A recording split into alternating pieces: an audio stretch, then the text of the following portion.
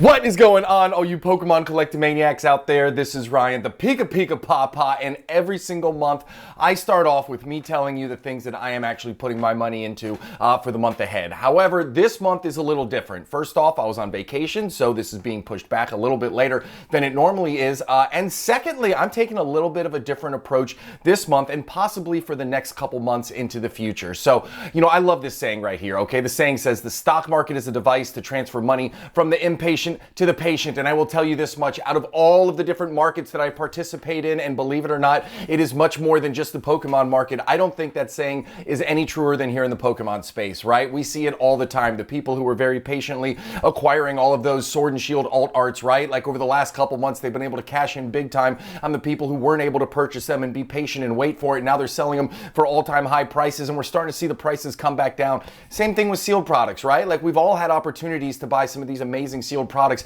at some really great prices, and now all of the Sword and Shield booster boxes are going through the roof, right? So in this space, it is just a great example of transferring funds from the impatient to the patient. And the reason I wanted to start off my monthly investing video with that is because I think I'm going to be approaching the next couple months with a little bit of trepidation. It's not that I'm not going to be spending money. I absolutely will. I love Pokemon cards, and the market is vast. There is always an opportunity out there. However, I am going to be putting some nickels aside because I think that over the next, 6, 12, 18 months, I think that there are going to be some really cool products for us to invest in, and I think that there's going to be some really cool products that I think have an outsized opportunity for growth versus some of the current products that are in the market right now. So the reason I'm so fired up about that is because all of these things that are coming out about these new sets, right? We got Pokemon Legends A through Z, which is going to come out. We know we're going to have some mega evolutions that are going to come out. We've got that dragon set that's been announced. I think that's going to be really, really exciting, right? There's going to be the Lovebirds in it. Maybe we'll see Lovebirds version 2 in that one. Then we have the Glory of Team Rocket. My gosh, I am so incredibly fired up for that set. I don't know what direction they're going to go. There's so many different cool things they could do. I am just fired up about that set. And then, of course, you've got Supercharged Breaker down there where we're going to have a Terra Stellar type Pikachu card. And you know that Pikachu is near and dear to my heart. So for all of those reasons, I'm putting a couple of nickels aside, right? I'm saving a couple dollars. I'm still spending, but I'm not spending what I traditionally would in the past because when some of these sets come out, I want to take a larger position than I traditionally do out of the gate. And it's not because I don't think that there's going to be a big window of opportunity to buy these, but it's simply because I want to protect against the unknown. And some of the things that we're going to talk about in this video are going to be some of the unknowns and why I'm buying some of the products this month that I am instead of waiting into the future. It's because I do think that again, a lot of these products still have a very big window of opportunity in front of them. With all of that being said, listen, you know how excited I get about the beginning of every single month. We do this video. We're going to look at the top 10 cards that exchanged hands the most on TCG Player, which is a fire video. I've already put it together. Can't wait to share it with you.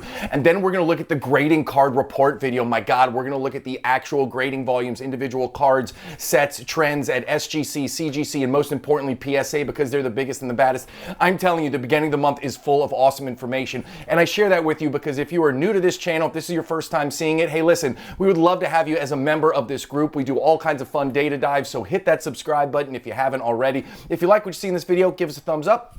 Questions or comments, drop them down below. So I appreciate you all more than I can say, and I can't wait to share with you and talk through you some of the things that I'm doing this month because it's a little bit different than what I traditionally do. So first and foremost, let's be honest here, Pokemon 151 here in the US and in the English version is absolute fire. The gem rates are super low. The cards are absolutely insane. Now, I do think, and I could be wrong, I'm frequently wrong just like all of us are, I do think we're going to see a restock or a reprint of 151 when we get closer to the holiday season. I could very much be wrong, but I think that it's going to be in the works. I don't know why. I just feel like the Pokemon company would miss out on a ton of money if they didn't do that. However, even with that in my back pocket, these 151 Ultra Premium Collection boxes, you can buy them on Costco's website for $90 a pop. Now, could you find it for a couple dollars cheaper somewhere else? Probably, but guess what? At $90, and I even heard you could find it for the same price on Walmart. For $90, you're getting 16 packs, plus the promo cards, plus it's just a great product from 151. Now, I do know that the size is a factor, right? It seems like these Ultra Premium boxes, they keep making them bigger and bigger for whatever reason. I don't get it. So storing them is an issue, but I am picking up a couple more of these. I already had a case of them, so I'm going to pick up a couple more because I think $90 is shooting fish in a barrel. Now, I did hear, and I was not able to confirm. I heard that you can get them for actually $10 cheaper if you buy them in store. I went to two of my local Costco's. I have one near where I live and one a little bit further away. Me and my wife own a business which requires us to go to Costco a lot, and I didn't find any of these in store. So maybe you're lucky and you have one in a store near you, but if you can get it for even $10 cheaper, I think this is a very, very safe play. Again, it might take a long time for the upside to be realized here. If there's a restock, and again, we all know Ultra Modern takes a couple years to see it pop off, right? But I do think that this is a solid product, and again, 151 is just a set of the ages. So getting an ultra premium collection box like this for $90, my God, you can do far, far worse. Absolutely love this, and I think it's a viable pickup, and I'll be snagging a couple more. The next one that I'm going to talk about here is something that I have shared for the last couple months, but again, this isn't just about me trying to pick new things. This is me sharing with you what I am actually doing with my Pokemon funds. So I have been picking up Silver Tempest booster boxes. However, I am at the point now where I have enough of that. I want to diversify a little bit. I want to invest into other things, even though I know that that is just an easy pick. We all know that Silver Tempest booster boxes over the next couple years, they are not going to be restocked and they're not going to be reprinted. I mean, Pokemon Company does crazy things, so maybe they could, but at least I feel really good in saying I don't think that's going to happen. And buying it at MSRP, this is going to be a $200, $225 box in the near future, right? As soon as it sells out, we've seen that happen with Fusion Strike. We've seen it happen, Brilliant Stars is right around $200, right? So it might take a couple years, but again, you're thinking about a 50% return on your investment over the span of 2 to 3 years. That is absolutely incredible. You can't find those kind of returns anywhere else, and you are so safe in buying sealed products. That's why I'm adding just one more every single month until it sells out on the Pokemon Center. I keep saying it's going to happen every month now, but guess what? It hasn't. So as long as it's there, I'm going to buy it. And I'm doing the same thing with Paldea Evolved booster boxes. I am buying one booster box every single month. I am very confident this will be restocked. And again, I could be wrong. I feel with all of my fiber and being, it is just too new. There's no reason on God's green earth why they won't restock, reprint this if it ever gets close to selling out. Like, I think there's going to be gobs and gobs and gobs of Paldea Evolved booster boxes into the future. I mean, heck, this thing is only, I think, a year old at this point, right? Like, there's just so much. There's going to be more of it. But what if there isn't? Like, what if there isn't? What if they do a reprint and it's very small? Or what if they don't reprint it because they did such a large first initial run? Like, I'm gonna feel very good buying a booster box every single month and just adding it to my Poke Closet, right? Now, when they do a restock and I'm not paying $125 for a booster box and the price drops back down to maybe in the $100 range, or I hope in the $95 range, guess what? A dollar cost average down, because this set is so awesome, right? The print quality is trash. You think about that Raichu, the Tyranitar, they have a gem rate in the teens, in the freaking teens, right? There's less than 200 of each of those cards in PSA 10 gem mint holders right now. That is absolutely insane. Then you got the Magikarp card, which is up at $140 from a raw card.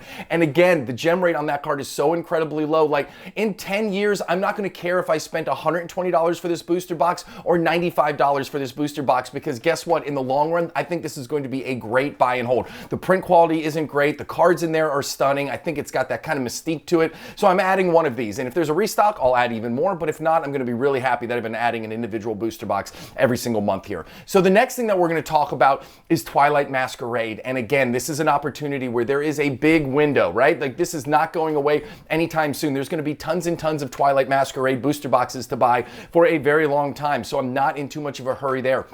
But I will say this, when I did my review of this set, there were some cards that I really liked. I love that Greninja. Now, I'll tell you right now, I did not think that was going to be a $230 out the gate card, which is absolutely insane. Matter of fact, I saw one that sold on eBay for $360. That is just out of this world. Makes no sense to me, but whatever. Somebody paid that. Good for you. You got a great card. You paid $360 for it. However, the lineup does look pretty solid, right? I was a big fan of that Eevee. I was a big fan of that Chansey card right there. And that Blood Moon Ursaluna, like, it almost gives me Sleepy T-Tar vibes. I know that's really weird to say, but when I look at the art and I looked at them side by side, like, I kind of get those vibes from it. Now, I don't think the trainers are going to spend the rest of their lives there at the very top. I think the Carmine's going to come down in the Parent as well, but they're certainly showing a whole lot of excitement and a whole lot of just people are buying a ton of them right now. So yeah, I'm going to pick up a case of Twilight Masquerade booster boxes. You can get them for about $100, $105 if you buy it in the case. But what I really like is that Elite Trainer box. That is going to be the rarest sealed product from Twilight Masquerade. Hard stop. We all know that. Unless Pokemon fundamentally changes the way they do these Pokemon Center exclusive Elite Trainer boxes, which they very well could. But if they follow suit, if they continue to do what they have been doing, that will be the rarest sealed product from Twilight Masquerade. And if Greninja ends up being one of the top cards from the Scarlet and Violet era, and that's a very big if. I talked about some of the sets that are coming up later on, so that's a very big if. But if it ends up being one of the top 10, top 15 cards, right? If that Blood Moon Ursaluna from an artwork perspective ends up getting a ton of love, if that Eevee card ends up being, one of the bigger ones that we've seen in the past, if that Chansey card, if all of those things end up happening, then guess what? The window of opportunity on buying these Pokemon Center exclusive Elite Trainer boxes is getting relatively small. I already have 2 cases of them. I am really thinking about adding another case or at least another couple loose boxes just to have,